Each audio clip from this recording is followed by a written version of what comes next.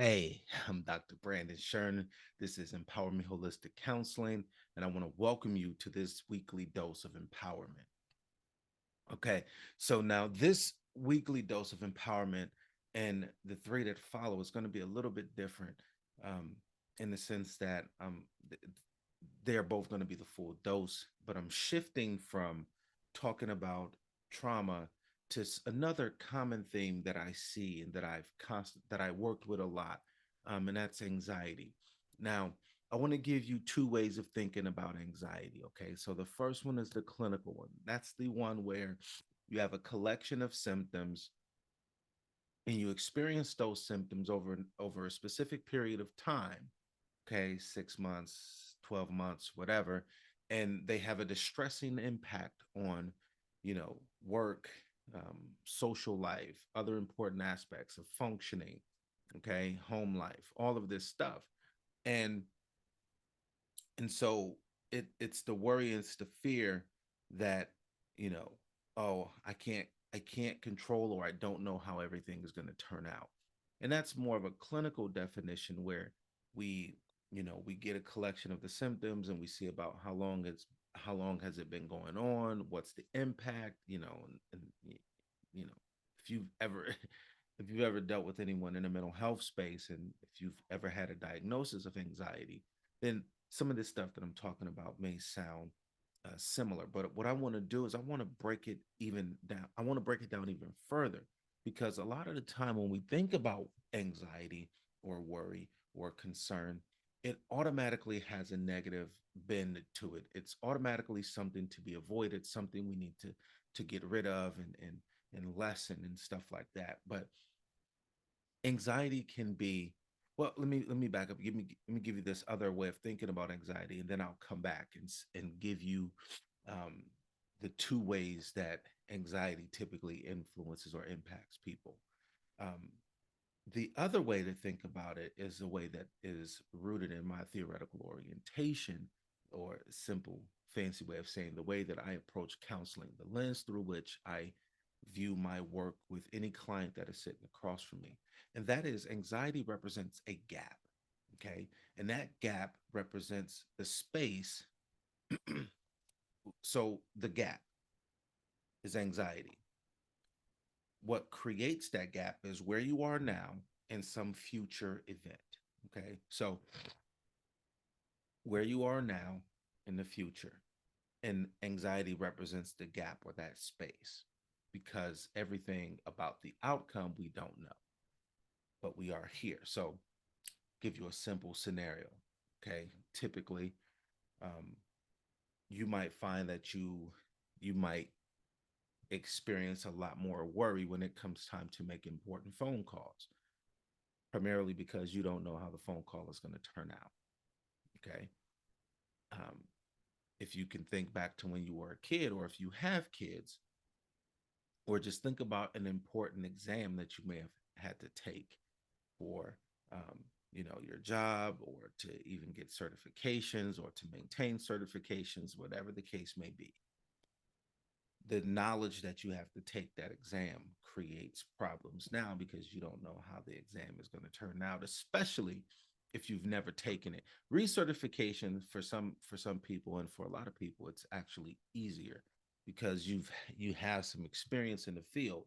And depending upon how much experience, you it can be a detriment, because a lot of the exams, they are testing you at a basic level, and you may have some advanced kind of knowledge. And so it becomes problematic to downshift to be able to answer those questions with basic knowledge.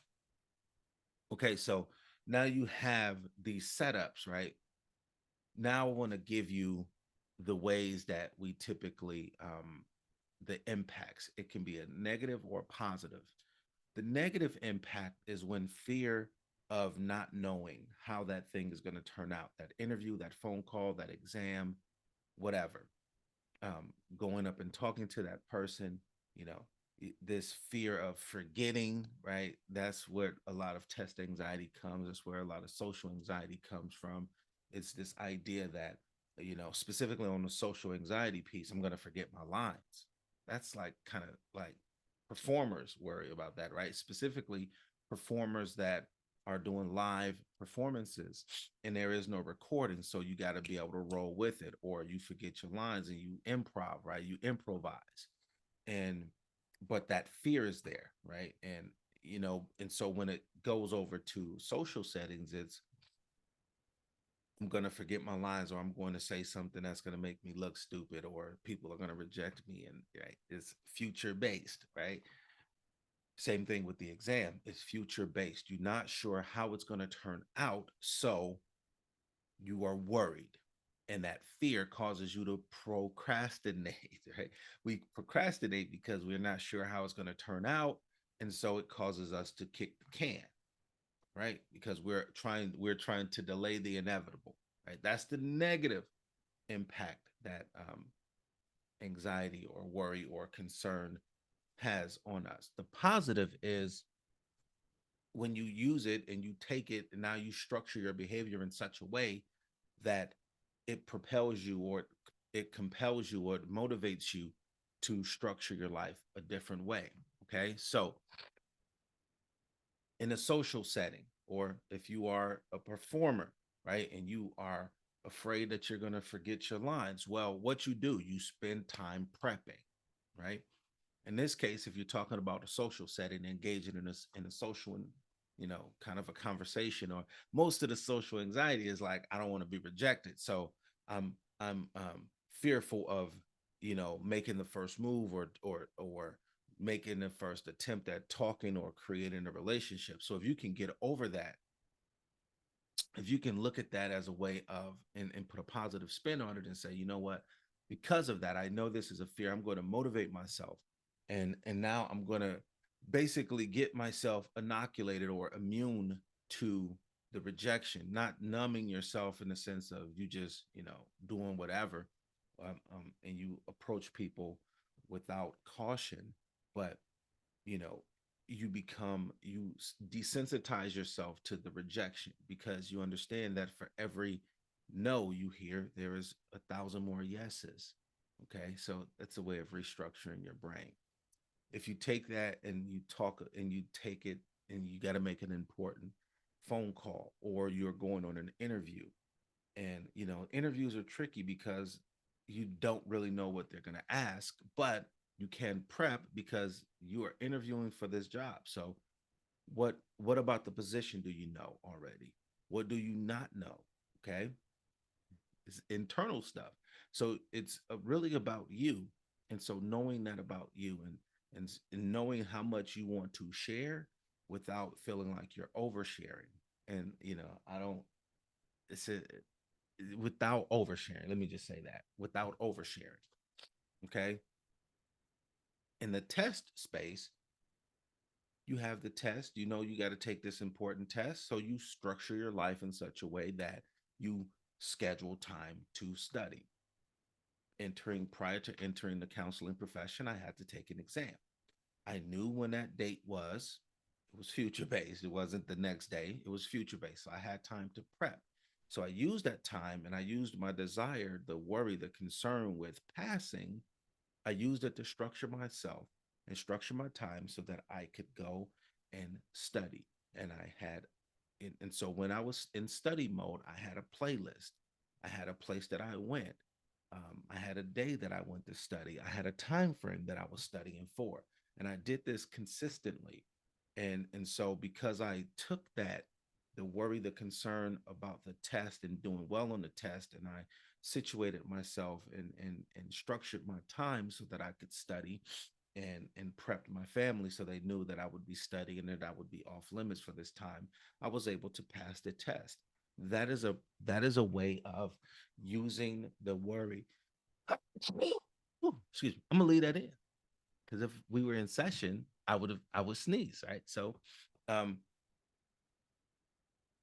so taking that structure, taking that the worry, the concern, and structuring it and using it in such a way that it caused me to set myself up for success.